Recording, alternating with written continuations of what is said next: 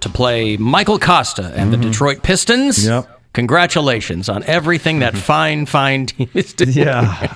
Man, when I was growing up, it was the Palace of Auburn Hills. The Palace, yeah. My wife is from Detroit. Yeah. And I spent a lot of time there. So it's the Palace and You'd say, like, do I want to go to a Pistons game? And you'd be like, let's see, it's going to take 2.5 hours to get there. I mean, where Auburn Hills? It's just a made-up town, I believe. Out in the middle of nowhere. Yeah. And then they just let it completely sit there, and like when the Silver Dome, they just let it just like one of those Life After After People shows. That's what they did with the Silver Dome. At one point, I think the Palace of Auburn Hills was storing a bunch of cars for car dealerships. Anyways, that's not a good sign. But yes, I will be playing for the Pistons.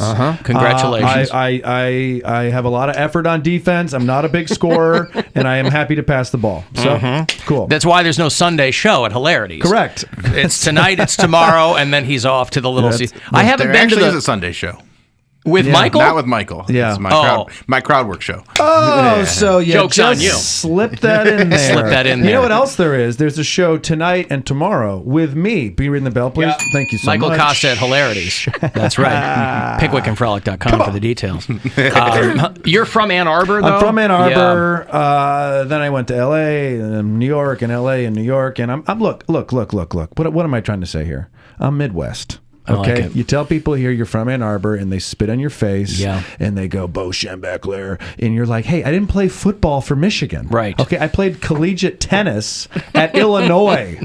Relax. Everybody relax. But Did you go to U of I? I Where'd went you to go? University of Illinois, Champaign-Urbana. I grew up in Chicago, so like most of my friends went to U of I. Yeah, that's where everybody went. I didn't know much about that school, but I was recruited to play tennis. And huge school, enormous. The smell of manure as you drive in. I remember I drove in with my mom, and my mom goes, are you sure this is where you want to go? And I was like, Mom, it's like school starts tomorrow. You kind of all my crap is in the back of the minivan here. And So I was intimidated when I was visiting colleges at the time. I went to college 100 years ago, but when I was visiting colleges, and all my friends were going to U of I. Well, I mean, a lot of them were going to U of I.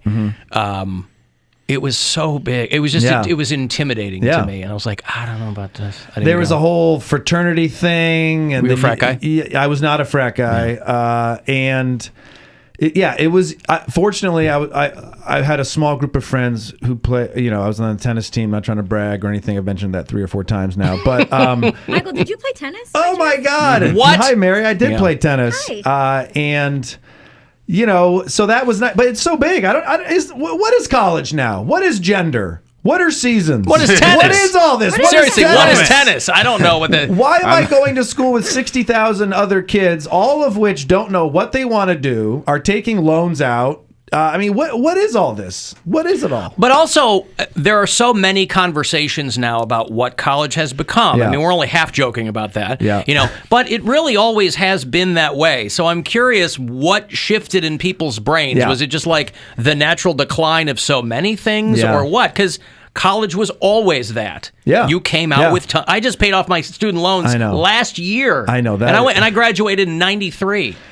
I mean, that's a bummer. That's how radio pays. Yeah, and I didn't have to pay for college. I don't know if I told you this, but I played tennis there. And is that the one with the wicket? That's the one with the wicket. Yeah. People who, I think they had to, didn't Quidditch have to do something recently?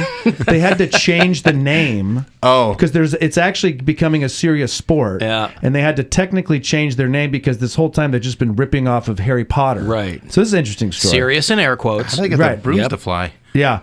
But did you get a tennis scholarship? Is that what I did. I did. Okay. That is right. Yep. But I think it's a real disservice when kids get in debt before they even understand what debt is, and then they have to take up some crap job at a radio show in Cleveland just to pay it off. Do you know what I mean? That's right. I wouldn't wish that on my worst enemy. Dropping out of high school, not so bad now, is it? No, this is best case scenario. Yes. There's a lot of people who wanted to be in radio that still have the loan. That's you have a right. job and you pay. So I paid it off. I guess Biden was going to relieve everybody of college. He's just so busy. You know, he's just got so much. They're trying to fix bridges. He's fixing a bridge right now in Pittsburgh. Oh man, that's not a good image. No, but know? the day you're flying in to talk about infrastructure and a bridge falls down. Yeah. I mean, That's true. I'm not a conspiratorial guy, but even I would half believe that. You know, like, hey, somebody. Yeah. That's how much weight Ben Roethlisberger's already gained since retiring. right. He was on a Port Authority bus and it didn't go well. That's an interesting point. Maybe because Americans are becoming so obese, that's the issue with infrastructure. That is the perfect segue into having those conversations about infrastructure. As a people, we're heavier than ever. Yes. We are exerting so much weight on this planet that we need to gird not only our loins, but our bridges and tunnels. I do find in the Midwest, where I'm from, people like to tell you if a restaurant is good based on the sizes of the dish. Yes. That's a big thing. I remember going back to Michigan and they go, hey, that place, nice portions. And I go, okay, is it good? Does it taste good? There's so much of it. Can anybody tell me if it's good? Big portions. Yeah. Okay, thank you so much. Well, it's like that old Borscht Belt joke, the classic joke, this food is awful. And such small portions, you know? Exactly, that is true. We were just talking about that, though. Like, I am not somebody who eats a lot of food. Yeah. But it makes me uncomfortable. Nevertheless, when you go to a place, they give you a lot of food. Yes. And you don't want to be wasteful, but that's the standard portion now. Well, even Americans eat, we eat until we're full. You know, that word is gross. Like, it's like we're full of food. Whereas I find when I go to Europe, you eat until you're kind of satisfied. Mm-hmm. You eat until the hunger's gone. We eat like we're going to fill it up. You don't know when the next meal's coming. I think there's a lot of Americans that eat till they're satisfied, but they just never can be. Yeah. And that's why they're Yelp is such a terrible place to be. Insatiable. Used to be porn movies were called that, and now it's Americans eating. Mm-hmm. Michael Kosta is at Hilarities tonight and tomorrow night. Mm-hmm. If you don't recognize his voice, you may know the face from The Daily Show. I was watching your Wordle video. Oh, okay. Yeah. I will not go so far as to say, because I think everyone around me is doing it, I will not go so far as to say that I'm actively avoiding Wordle. Okay. But A, I haven't figured out what it is, and B, I've decided that I don't care. Yeah. Well, we are at an interesting point of our relationship with the internet that now we know something will be gone soon. Initially, when the internet came and there was a fad, is the dress green or blue or whatever, we were like, oh my God, I have to get involved. And now I feel like a lot of people's reaction to Wordle is like, this will be gone in 4 days. And I'm not spending my time on it. Right. But it could also be really fun. Bill does it. I like it. Everybody around me is doing it. I love it. I love it. Word game, and I bet you would actually really like it. I love words, but I've seen so many people posting their Wordles that I go, I'm gonna just sit this out. I think. You don't have to post them. You can just play the game. Yeah. I mean, why does everybody post them though? Can I give you a pitch on Wordle? Yeah, lay it on. We don't have anything else to talk about in our sad lives. Exactly. So I go, hey, I did Wordle, me smart. Wordle. Here's why I like Wordle. It is not a money-making app. It was a man created it for his girlfriend, partner, whatever it is, because she likes words. Mm-hmm. It's only 5-letter words. I know some 5-letter words. Oh, these are only 5-letter words. You still play. You play it off of like a blog. There is no money. There is no app. There is no one's profiting. It's literally a silly game. You're going to a URL and playing Wordle. Correct. It's not an app. It's hosted on like Blogspot, or you know what I mean? Like it's the old Google. Yeah, and and I just read about it because you have to read language. Exactly. He came up with 2,500 5-letter words, and he had his partner cross off the words that she didn't know. So it's just like, it's easy. Plus, it makes you feel smart. Okay. But anyways, well, maybe I'll look into it then. You do you. You do you. I will say this, as talking with you for a little bit, you use words quite well. Yeah, I have a very extensive vocabulary. Yeah. Nevertheless, that's what he needs. He needs the 7-letter Wordle. Yeah. I can't be bothered by that 5-letter. There's probably some entrepreneur getting ready to release 9-letter Wordle for profit. I can't spell ostentatious with 5 letters. How am I going to do this? Well, maybe I'll get in there and do it, and and I'll chalk up my conversion to Michael Costa. Yeah. People will go, hey, hey, did you hear about this? I go, yeah, I saw it was a Daily Show video, and I watched the whole thing. Yeah. Hold that thought. I got to give away some money here. Oh, it's nice. $1,000. Wow. It'll take 17 seconds out of someone's day, but it will give you $1,000. So listen closely and good luck. The Buzzard wants you to go fund yourself and score $1,000. Enter the nationwide keyword deposit at WMMS.com. That's deposit. Enter it now at WMMS.com. And good luck from Buzzard Radio. How extensive is your responsibility to the Daily Show? Because I mean, we know Roy, and we've known people all throughout the years who do those, and it seems like correspondence workloads can differ greatly. Yeah, I mean, if let's say one morning I wake up and I'm extremely ill. Okay, the Daily Show would be just fine. The Daily Show will continue that day. But that's true of any of you. That is true. Right? I mean, Dude, this is the greatest gig in comedy. I get to be funny. I get to work with other funny people. I get to be on TV. But I am not numero uno. I am pass me the ball. The weight of the show is not on your shoulders. Isn't available for the game-winning shot. Do you know what I mean? Yes. So, and what's awesome about the job also is on the weekends I get to go do stand-up comedy, which I love. So, the show is, and you're getting good at it, man. Thank you very much. Like if there was you could probably get like a partial scholarship. Yeah, I mean, if comedy offered college scholarships, I could get a partial scholarship. No, you're fantastic. Thank you very much. You know, the correspondents fill a nice role in that a lot of late night TV doesn't have them. Okay, and so sometimes a subject or a topic will come across the desk of Trevor or the writers. The righties is what I call them, and. And it's like, yo, who's perfect for this? This person. Yes. Roy, Michael, Ronnie, whoever, Ronnie, yeah. And so it's Desi. It's perfect to get to come in. I'm in a bullpen, right? Oh my God, we're up against a tough batter, and it's the seventh inning. Bring in Kosta for two pitches. But also, it's not Saturday Night Live. You know, when they have an alumni gathering or something, you're to hundreds and hundreds of people. The correspondent Daily Show alumni. Yeah, that's a more select group.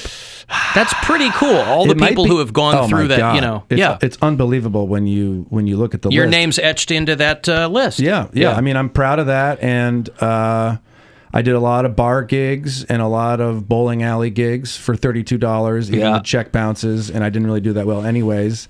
But it's a privilege to have that job, and people always go, "What's next? What's next? What's next?" I'm like, "Yo, this is fun right now. Right? Can I just enjoy this? Can I just have fun for a second?" Yes. Do you have to pitch them, or they come to you and they go, "Hey, both. Okay. One thing that's really cool about the Daily Show, anybody can pitch, and I mean anybody. And they have an email address where you send in your pitch ideas, and you will read wonderful ideas, no joke, from the guy who refills the Nespresso machines with new coffee capsules. And I remember the first week I was there, I'm like, does anybody pitch? And they're like, anybody pitches. So everybody's involved in the show. It's like this team kind of family environment. And it's really great. So yes, you can pitch. I pitch. Sometimes I pitch and they'll go, "We love your pitch, but it's for Roy." And I go, "Oh, I hate Roy," but I say that to myself. But so everyone pitches and lots get killed and occasionally something gets made. Right. Stop pitching stories about the plight of being black in America. Well, exactly. That's why they keep giving them to Roy. Sooner or later, they're going to figure out who's sending them. So if the water cooler guy does send something and you guys go, "This is really good." Yeah. They shoot him an email back and go, "We're going to do this?" Yeah. Or... So then, so not to be too inside baseball, every once in a while, every week, the head writer of the show will email out, "These are the approved pitches," with notes. Notes can come from the executive producer. They come from Trevor. They come from whoever. Lots of times it'll be like, for my pitches, it'll be like, "This is really funny, but we're not going to do that." So, But you live in New York, though? I live in Brooklyn. You a married dude? Yep, married dude. Kid? I got a 2-year-old kid. Yeah, that's why I'm here in the winter. Well, I was going to say, I can't stand my child. Well, it's like Bateman. He's like, yeah, as soon as I had a couple of kids, I was out trying to get every movie I possibly could. Yes. But it also means there's responsibilities, too. For it's sure. Like some guys, if you're not married, don't have kids, you're like, yeah, I'll go out on the road for a couple of weeks. And, you got mouths to feed. It got mouths to feed. It's also funny now because of COVID, I hadn't been on the road at all. having a kid. Yeah. Now I go anywhere and I'm like, oh, there's a nice little playground over there. I've never noticed playgrounds. Right. Oh, you know what? This would be a cool place to take my daughter. So, but you have to specify, I have a kid. That's why I'm noticing these things. That's exactly Yeah. right. I don't just love playgrounds. Yeah. Yeah. So it's what a couple of years, man. You know, How old is she? How old's your daughter? She's 2. Right Yeah. before COVID hit, we were in the hospital, and I was listening to NPR, not trying to brag, and they're like, "There's a virus in China," and I'm like, "Shut up! Yeah. You know, who cares about China? This is America. That's every week over there." Exactly, Yeah, right. Yeah. And so then here we are. But it was not being in New York during COVID. I mean, not that it's over, but it feels like maybe we're getting closer. Dude, refrigerated trucks where they would put the bodies. Yeah. You know, and I'm like, this is hard to be positive and do comedy right now. Very strange times. Very strange My times. wife and I were in New York a weekend before last, and I hadn't been there in 20 years. Oh, wow. I just had not gone back. I flew out the day before 9/11, and then hadn't been back. That was it. What timing you had? I know. Yeah. A little suspicious, if you ask me. But even just this recently, there was a different vibe to it. Sure. Just the combination of, obviously it was super, super cold, but that's never necessarily kept anybody inside New York. But just there is absolutely like a different kind of vibe. So I can imagine how more amplified it was at the beginning of this whole thing. It's been a hard couple of years for New York. I mean, I don't know of a time when it's been this kind of damaged. You know, so I said that to someone, and they were like, "The plague of 1918," and I'm like, "Oh, were you around for that? You can just attest to it." So it's been hit pretty hard, and people in the Midwest, be thankful for your lawn, be thankful for your porch. I mean, there was literally a time in the heart of this thing where people were like trying to just get fresh air. Right. You know, so many of your apartments, this is not a funny segment by any means, but hey, you know, you booked me. So many. I just like chopping it up. Well, Man. it's fun. So many apartments in the city.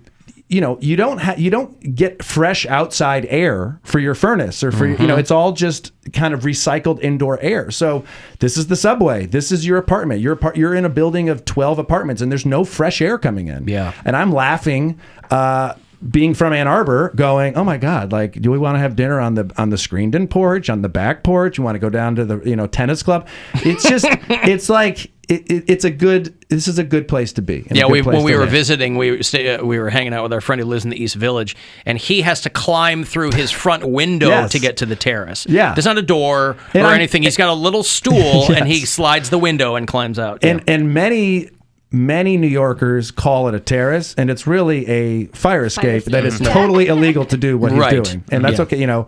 But yeah, it was a strange time. It's better now. You know, I don't want to get all political, but the vaccine helped New York City a lot. People felt comfortable. Comedy clubs were able to open. Sure. Even though they look at your vaccine card like this, blah, blah, they'd be like, just show me anything. Show me a picture of your dog if it looks like you're... There was that restaurant in Canada that was taking pictures. They were like, we don't want to, whatever. We don't want to have to mess with cards. So show us a picture of your dog, and we'll let you in. Yeah. So... comedy clubs are back up now, which is good, but everyone's a little cautious in the city. And for me to get out, especially with a 2-year-old, and come here, and it's awesome. So Michael Kosta is at Hilarities, 4th Street tonight and tomorrow. You can go to pickwickandfrolic.com, watch him on The Daily Show. And what are you on? You still do the tennis podcast? I still do a tennis podcast called the Tennis Anyone Podcast.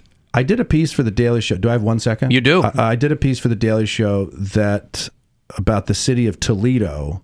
They didn't have drinking water for a couple days because Lake Erie got all messed up with agricultural dump off, and somehow in the algae. The state of Ohio, the governor is also like the head of the agricultural board. It's shady, right?